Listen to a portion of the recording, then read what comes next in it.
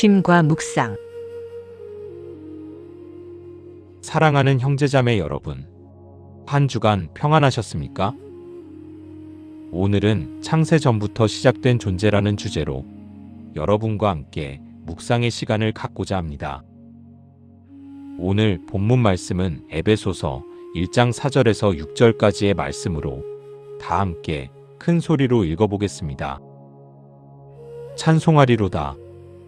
하나님 곧 우리 주 예수 그리스도의 아버지께서 그리스도 안에서 하늘에 속한 모든 신령한 복으로 우리에게 복 주시되 곧 창세전에 그리스도 안에서 우리를 택하사 우리로 사랑 안에서 그 앞에 거룩하고 흠이 없게 하시려고 그 기쁘신 뜻대로 우리를 예정하사 예수 그리스도로 말미암아 자기의 아들들이 되게 하셨으니 이는 그의 사랑하시는 자 안에서 우리에게 거저 주시는 바 그의 은혜의 영광을 찬미하게 하려는 것이라.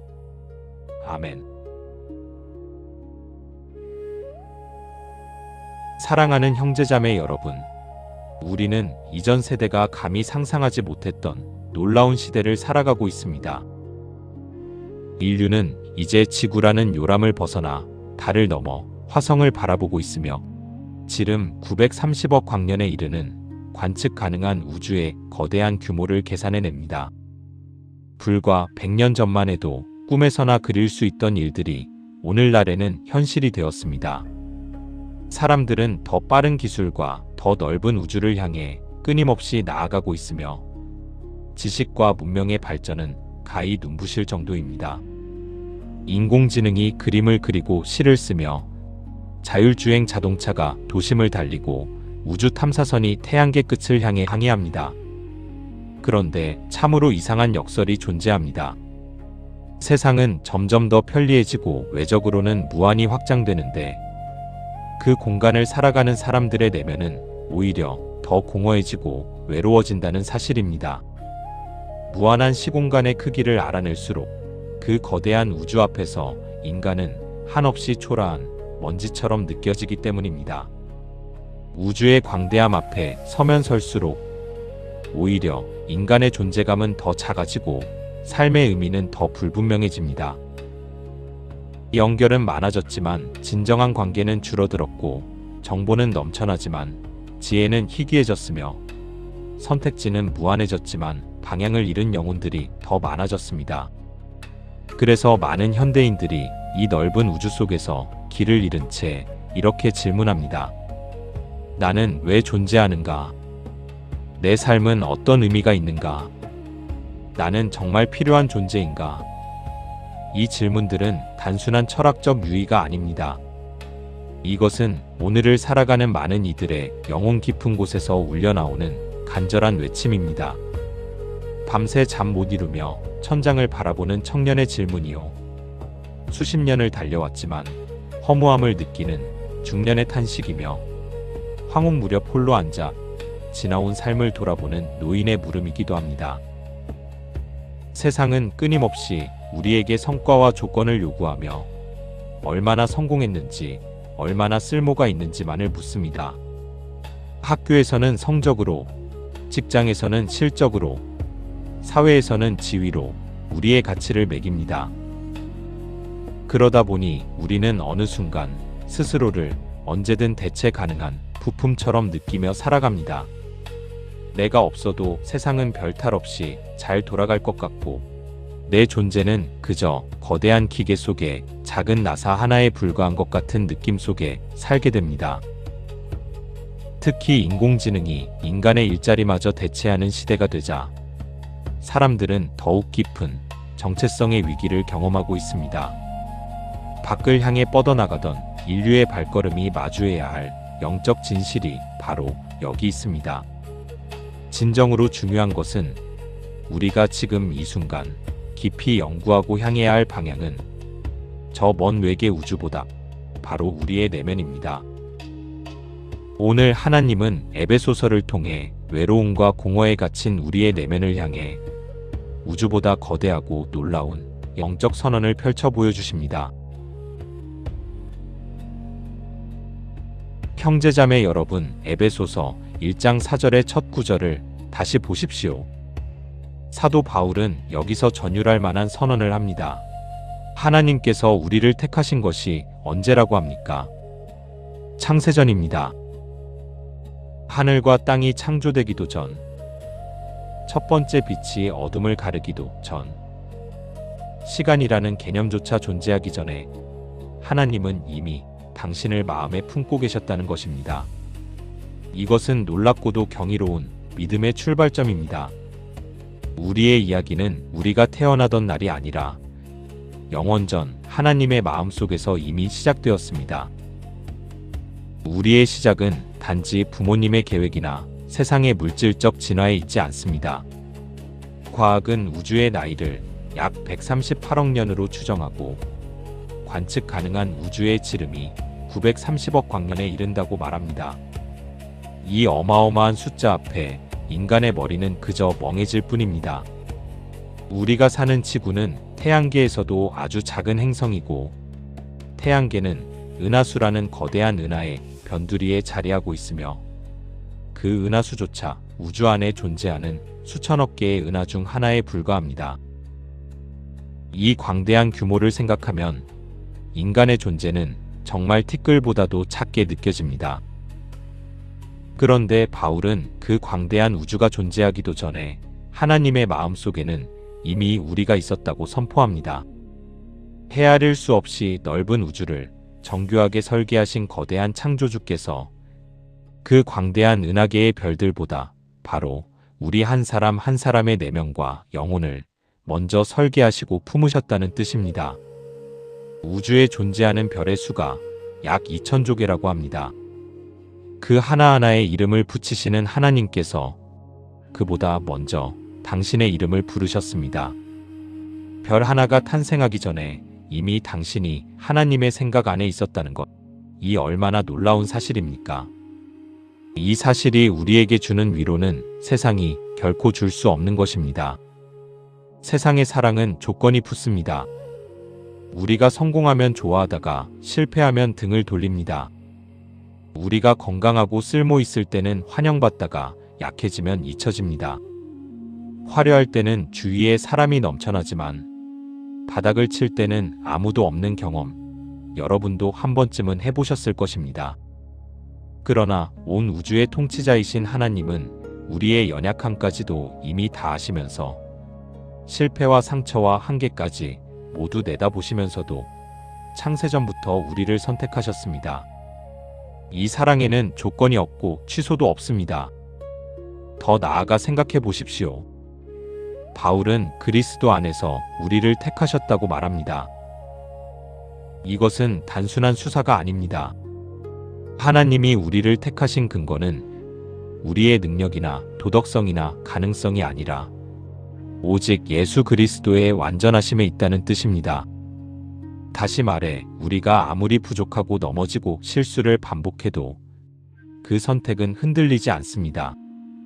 왜냐하면 그 선택의 기반이 변하지 않으시는 그리스도이기 때문입니다. 우리의 자격이 아니라 그리스도의 자격으로 선택받았기에 우리는 영원히 안전합니다. 이 넓은 우주 속에 나와 똑같은 사람은 단 한 명도 없습니다.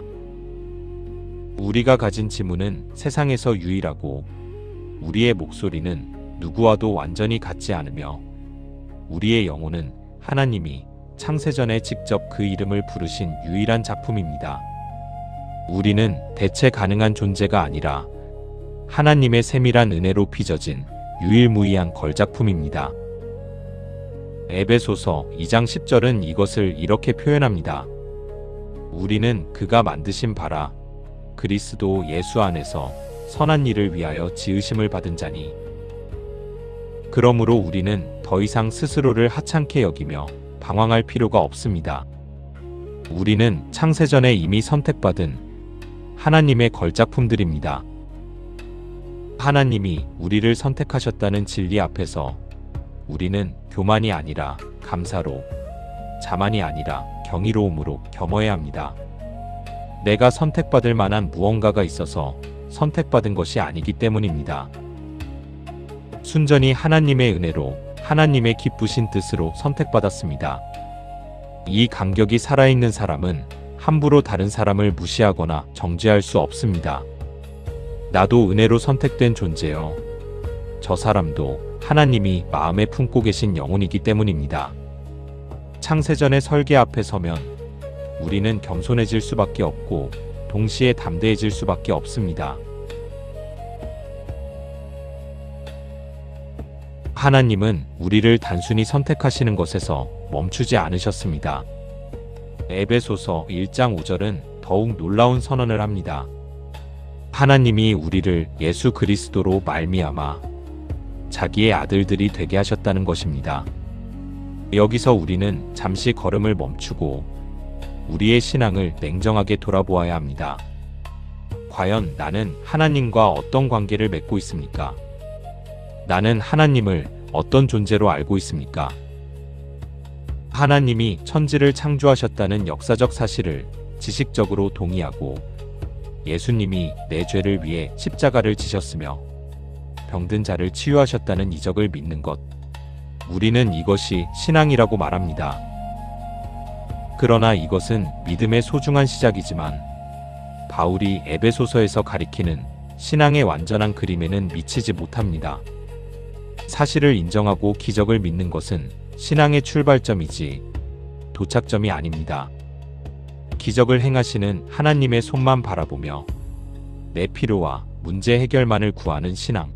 병을 낫게 해주세요. 사업 잘 되게 해주세요. 자녀를 축복해 주세요. 취직하게 해주세요만 반복하는 기복적인 종교 생활은 하나님과의 관계의 전부가 아닙니다. 물론 하나님은 우리의 필요를 아시고 기꺼이 응답하십니다. 그러나 하나님이 진정으로 원하시는 것은 그보다 훨씬 더 깊고 아름다운 것입니다. 예수님께서 광야에서 시험을 받으셨을 때 사탄은 예수님께 빵을 만들어 보이라고 했습니다. 그러나 예수님은 거절하셨습니다. 하나님의 관심은 빵이 아니라 사람이었기 때문입니다. 하나님의 진실한 뜻을 깊이 이해하는 것이야말로 진정한 믿음입니다. 그 진실한 뜻이 무엇입니까? 바로 우리가 하나님의 자녀가 되는 것입니다. 5절은 하나님이 우리를 단순한 종이나 문제 해결의 대상으로 대하지 않으시고 예수 그리스도의 보배로운 피를 값으로 치르시면서까지 자기의 아들들, 곧 자녀로 입양하셨다고 선언합니다. 로마 시대의 입양은 매우 엄숙하고 법적 효력이 강한 제도였습니다. 입양된 자녀는 이전의 모든 빚과 신분이 완전히 청산되고 새아버지의 완전한 자녀가 되었습니다. 하나님이 바로 그렇게 우리를 받아들이셨습니다. 예수님의 십자가는 우리가 생각하는 것처럼 단지 죄의 형벌을 면해주는 법적 거래에 그치지 않습니다. 그것은 영적 고아였던 우리가 우주의 주인이신 하나님의 거룩한 가족이 되는 소속의 대전환입니다. 우리는 죄로 인해 하나님으로부터 단절되어 영적 고아로 살아가던 존재였습니다. 방향을 잃고 정체성을 잃고 아버지 없이 세상을 떠돌던 존재였습니다. 그런데 하나님이 독생자 예수 그리스도를 이 땅에 보내시어 그 십자가의 피로 우리를 사셔서 하나님의 집안 식구로 받아들이신 것입니다. 이제 우리는 고아가 아닙니다. 우리에게는 아버지가 계십니다. 이 관계의 깊이를 아는 자들은 신앙이 완전히 달라집니다.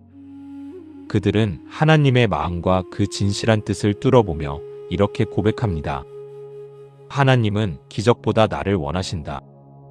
나는 온 우주를 다스리시는 하나님의 자녀다. 이 고백은 단순한 신앙의 문구가 아닙니다. 이것은 삶의 모든 두려움과 흔들림을 이겨내는 영적 정체성의 선언입니다. 형제자매 여러분, 우리는 하나님의 자녀입니다. 직장을 잃어도, 건강이 무너져도, 사람들이 등을 돌려도 우리의 신분은 바뀌지 않습니다. 우리는 영원한 아버지 하나님의 자녀입니다. 이 사실 하나가 세상의 모든 조건보다 더 크고 견고한 우리의 정체성이 되어야 합니다. 하나님의 자녀라는 신분은 단순히 내세에 누릴 특권이 아닙니다. 그것은 지금 이 순간 이 땅에서 살아가는 방식을 근본적으로 바꾸는 현실적인 정체성입니다. 하나님의 자녀는 두려움으로 살지 않습니다. 왜냐하면 우주의 통치자가 아버지이기 때문입니다. 하나님의 자녀는 비교와 경쟁의 늪에 빠지지 않습니다. 왜냐하면 이미 최고의 사랑을 받고 있기 때문입니다. 하나님의 자녀는 실패 앞에서 주저앉지 않습니다. 왜냐하면 아버지가 다시 일으켜 주시기 때문입니다. 우리의 신분을 매일 아침 눈을 떠 다시 붙드십시오. 오늘 나는 하나님의 자녀입니다.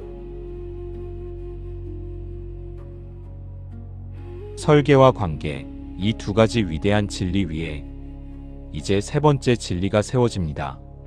바로 소명입니다.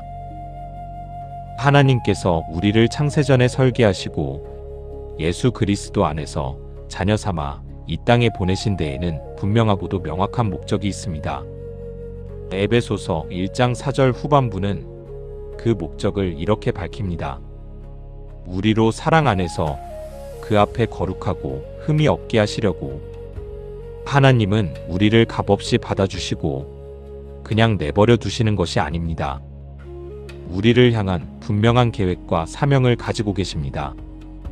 그것은 단지 이 땅에서 편하게 살다가 죽어서 천국 가게 하려는 목적만이 아닙니다. 거룩하고 흠이 없게 한다는 것은 단순히 죄를 짓지 않는 도덕적 완벽함을 뜻하지 않습니다. 그것은 하나님의 성품을 담아 세상 가운데 빛을 발하는 존재가 되는 것을 의미합니다. 우리가 지금 이 시대에 이 공간에 태어나 살아가고 있는 것은 결코 우연이 아닙니다. 마땅히 이루어야 할 하나님의 뜻, 즉 소명이 있기 때문입니다. 하나님은 우리 각자를 특정한 시간과 특정한 장소에 의도적으로 배치하셨습니다. 하나님은 우리를 통해 깨어지고 상처 많은 이 세상 가운데서 하나님의 사랑을 드러내기 원하십니다. 중요한 것은 우리가 완벽해서 쓰임받는 것이 아니라는 사실입니다. 이미 완벽한 사랑을 받은 자녀이기 때문에 나라는 거울을 통해 하나님의 성품을 세상에 비추는 것입니다. 약함 가운데서도, 상처 가운데서도, 실패 가운데서도 우리는 하나님의 은혜를 드러낼 수 있습니다. 사도 바울은 자신의 연약함 속에서 오히려 하나님의 능력이 온전해진다고 고백했습니다. 우리의 상처가 도리어 누군가의 치유가 되는 것. 이것이 하나님의 놀라운 역사입니다. 하나님은 우리의 일상과 직업, 가정과 관계라는 삶의 자리를 소명의 터전으로 맡기셨습니다. 거창한 무대나 화려한 사역만이 소명의 자리가 아닙니다.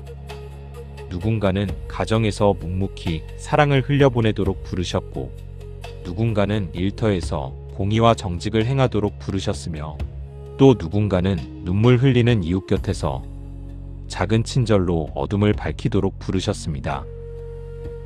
어머니가 아이에게 밥을 먹이는 것, 직장인이 동료를 정직하게 대하는 것, 이웃의 아픔에 귀를 기울여주는 것, 이 모든 것이 하나님 앞에서 거룩하고 의미 있는 소명의 실천입니다.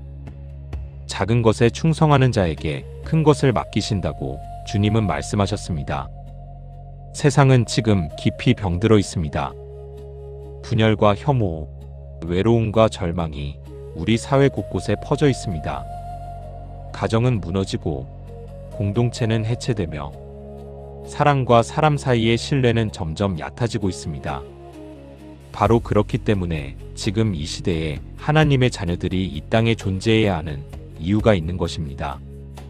하나님은 어두운 세상 속에 빛이 필요하기 때문에 당신을 이 시대에 이 자리에 보내셨습니다. 당신의 존재 자체가 세상에 대한 하나님의 대답입니다.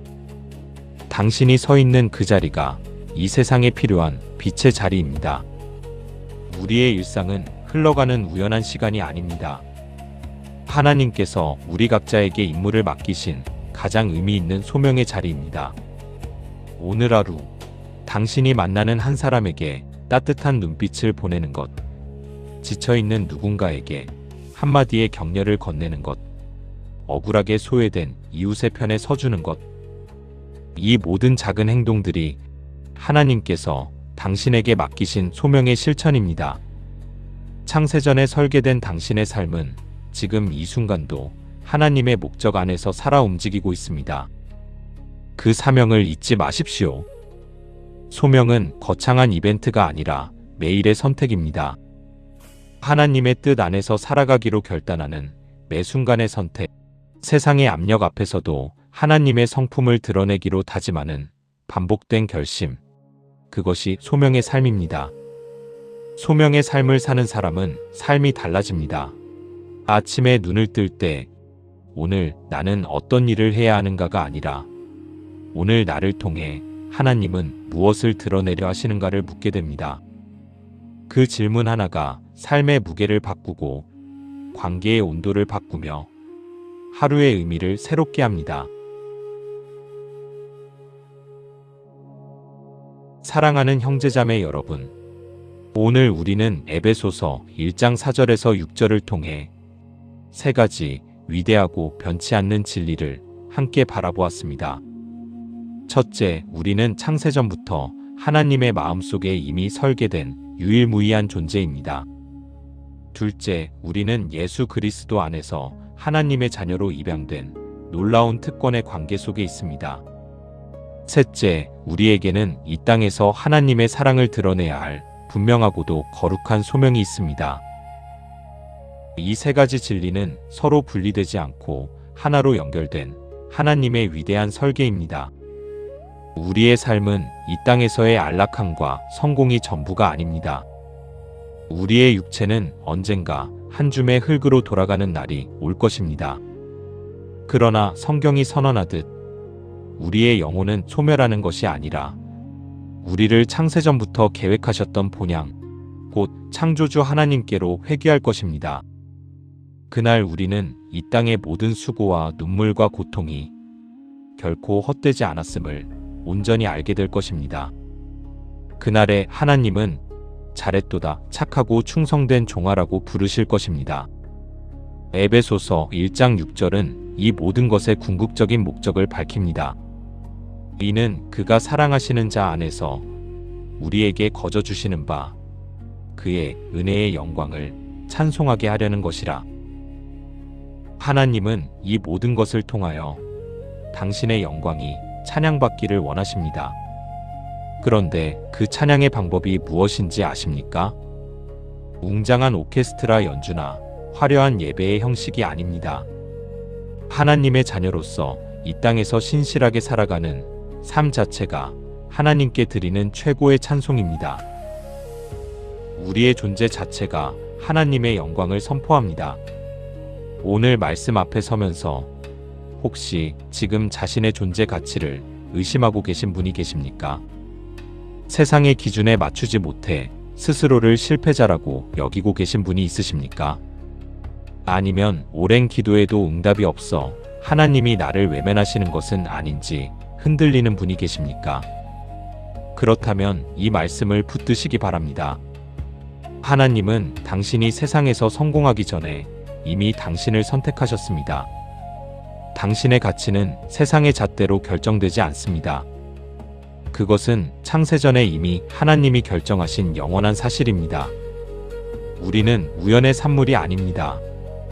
우리는 위대한 창조주의 설계도 안에서 태어난 사랑의 자녀이며 이 땅에서 소명을 감당하도록 보내심을 받은 하나님의 대사입니다. 죽음이라는 개인적 소멸의 날이 오기 전까지 내게 주신 하루하루의 삶 속에서 나에게 마땅히 주어진 소명을 치열하게 실천해내는 것, 그것이 진짜 삶입니다. 우리의 남은 인생을 세상의 조건에 흔들리지 마십시오. 나를 창세전부터 품으신 그 은혜의 영광을 삶의 자리에서 신실하게 실천함으로 존재 자체로 하나님을 찬송하는 최고의 걸작품들이 되시기를 예수 그리스도 이름으로 축복합니다. 아멘. 오늘 말씀을 일상생활을 하면서 또는 잠자리에 들기 전에 묵상 기도의 시간을 꼭 가지시기 바랍니다. 귀한 시간 함께 해주셔서 감사합니다. 구독과 좋아요, 알림 설정으로 이 빛의 메시지를 더 많은 분들과 나눠주세요. 감사합니다.